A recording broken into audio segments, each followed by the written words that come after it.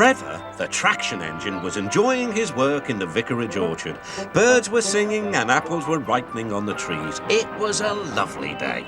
"Hello, Trevor," said James. "You look as bright and cheerful as my red paint." "Oh, I am," replied Trevor. "What's that noise?" asked James. "It's the bees," laughed Trevor. "They're all in these boxy things called beehives. I'm taking them to the station. The vicar says his bees make good honey and is giving some of them to his friends."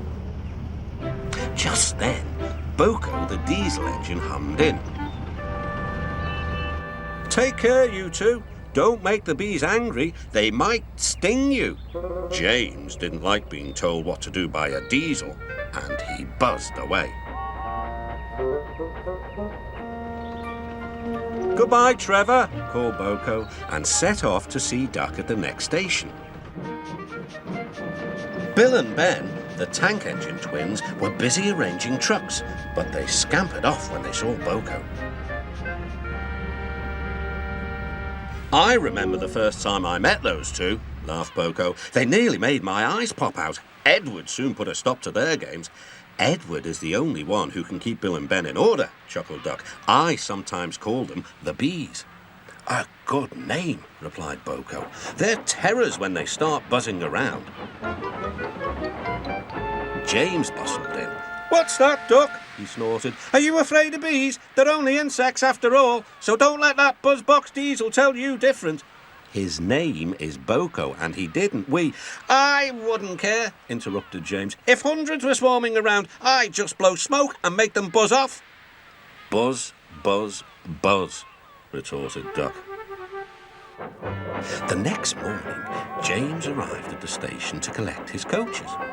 The passengers were excited and keen to get on board. The platform was crowded, and the porter was in a hurry.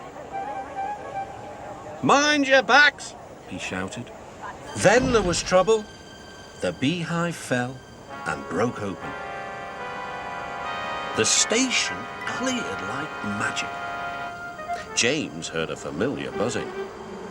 The bees were too cold to be cross, so they buzzed around the fireman hoping he'd mend their hive, but he didn't understand, nor did his driver.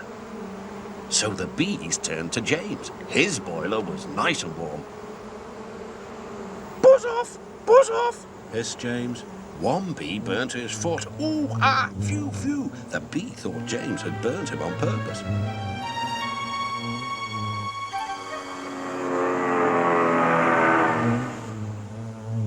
So it stung James right back on the nose. "Eee!" whistled James. He had had enough. So had his fireman and driver. They didn't notice till too late that they had left all their coaches behind. They tried everything to get rid of the bees. First, they spun on the turntable, to no avail. They tried washing them off, but the bees clung harder to James's warm boiler. Then they tried smoking them off by going through a long tunnel. But still the bees wouldn't go away. "It's no good, James," said his driver. "We'll just have to go back to the orchard and fetch another hive." James's reply was drowned by the sound of buzzing.